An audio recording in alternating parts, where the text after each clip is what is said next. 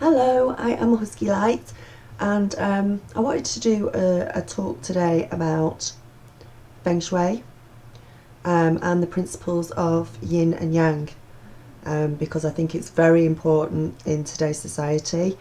It's such a long-standing tradition, and one that I don't think enough of us embrace or even know about. So I thought it'd be a good idea to let people know about it and maybe do a workshop on it.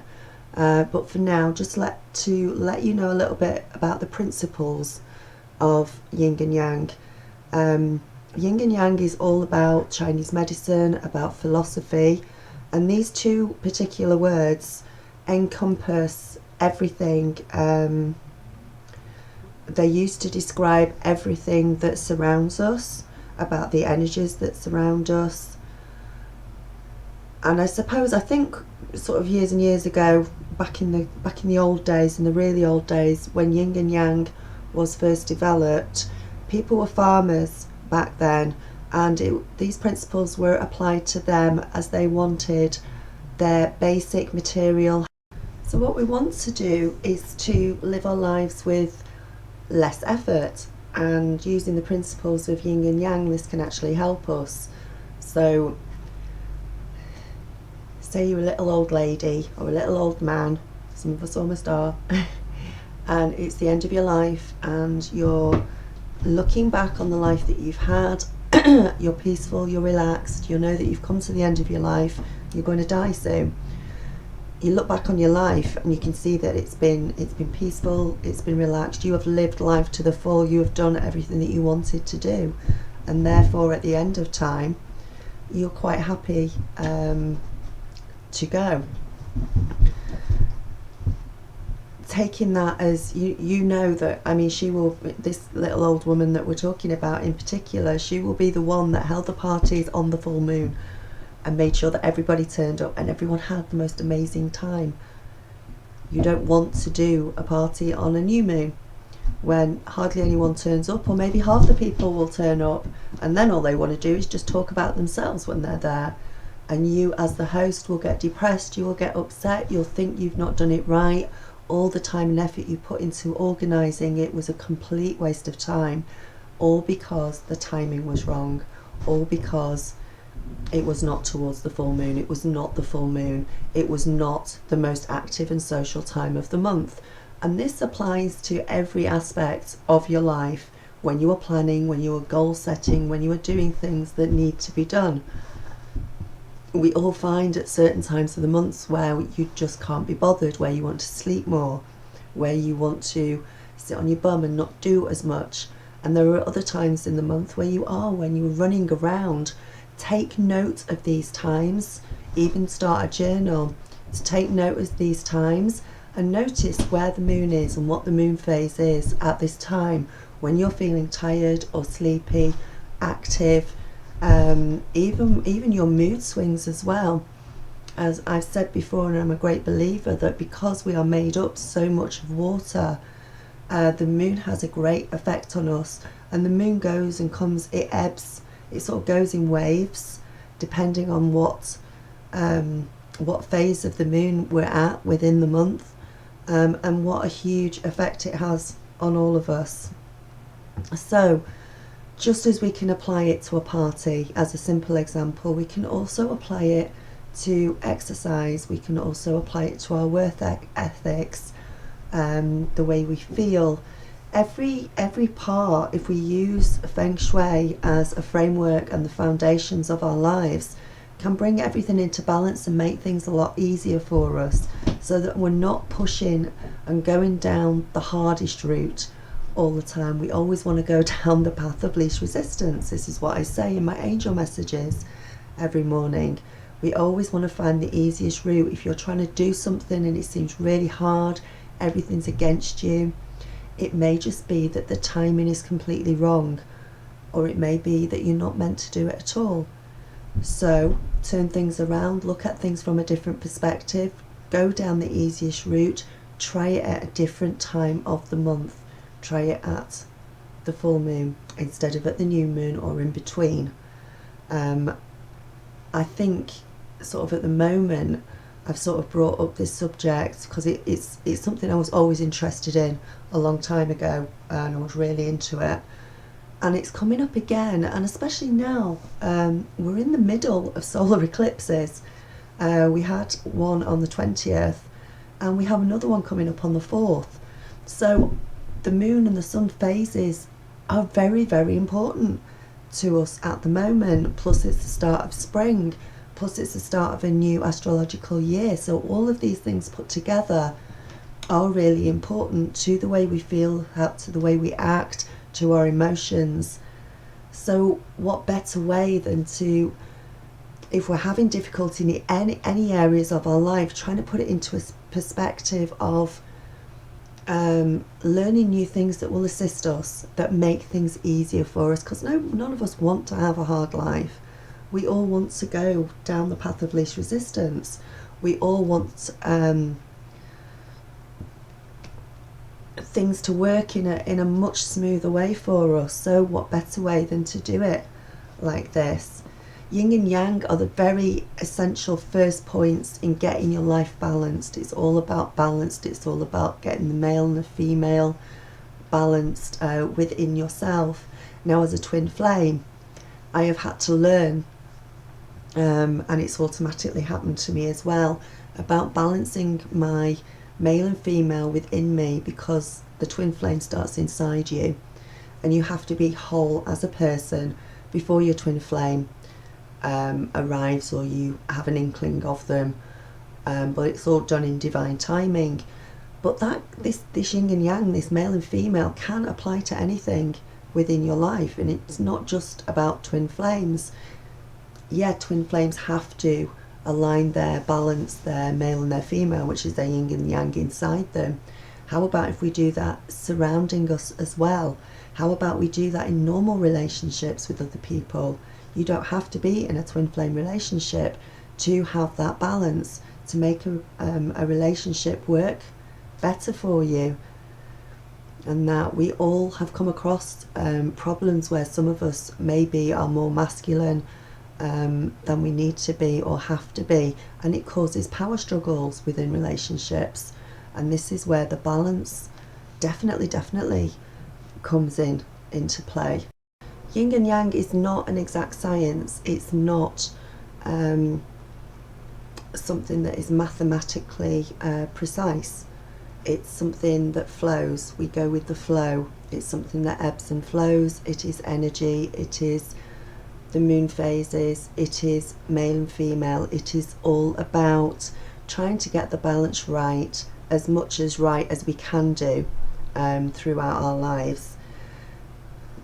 For instance, if we say that we are resting and we're sleeping, or we're feeling more relaxed, then obviously that is a more yin state. And when we're active, we're outgoing, we're wanting to talk, we're getting all excited and exuberant, having aha moments, it's a more yang state of mind. And all of this has an impact on the surroundings around us. Now, over the years, this has been tested for thousands and thousands of years. And although, as I say, it's not an exact science, people have been able to test it against their surroundings and decide for themselves whether or not it has a place in the world. And even though we move at such a fast pace today, Feng Shui still has a place. It still has a place in the world today, and it is all about building a framework around us to make our lives a lot easier. It's just about polarities, it's about extremes, it's about, how can I put it?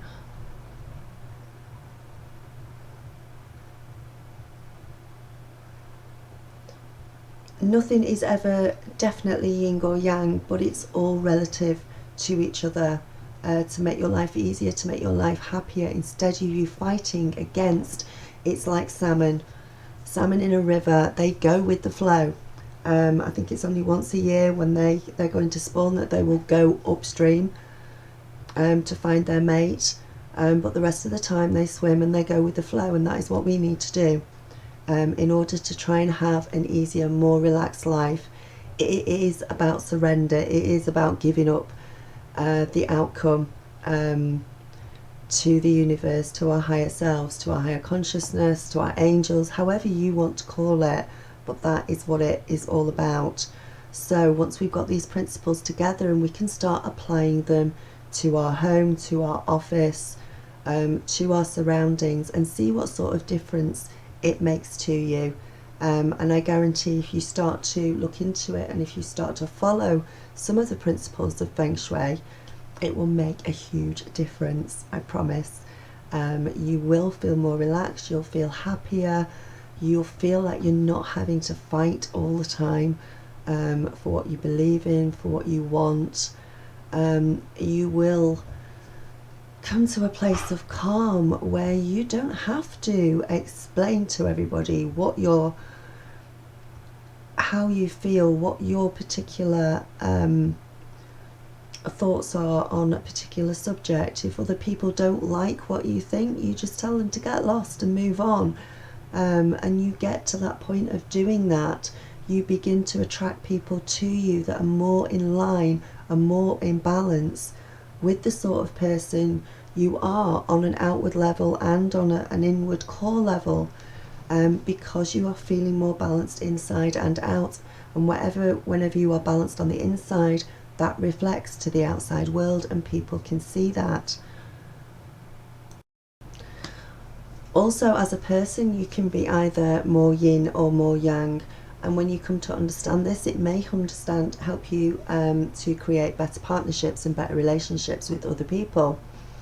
A more yin person tends to be more physically supple, more relaxed, more chilled out, not particularly bothered about outcomes, things like that. Whereas a more yang person is more outgoing, fiery, needs to get out, get things done that they need to get done,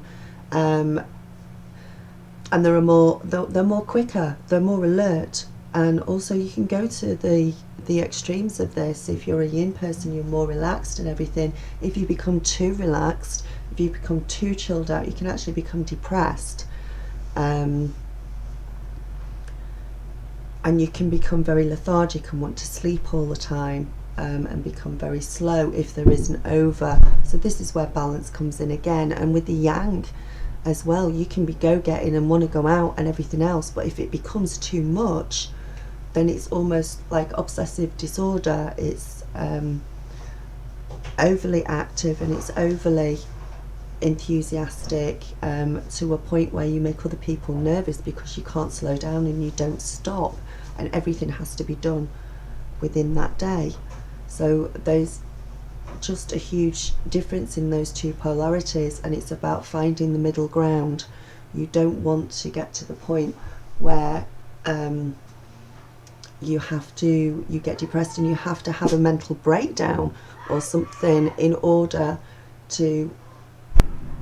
So everything is just to help you understand not only what's going on within you, but what is going on outside. And whatever's going on within is often a reflection of what is outside. You can actually see it physically. If you have a very untidy house that's full of clutter, there's a saying that usually says your house can be as cluttered as your mind, and it's very true.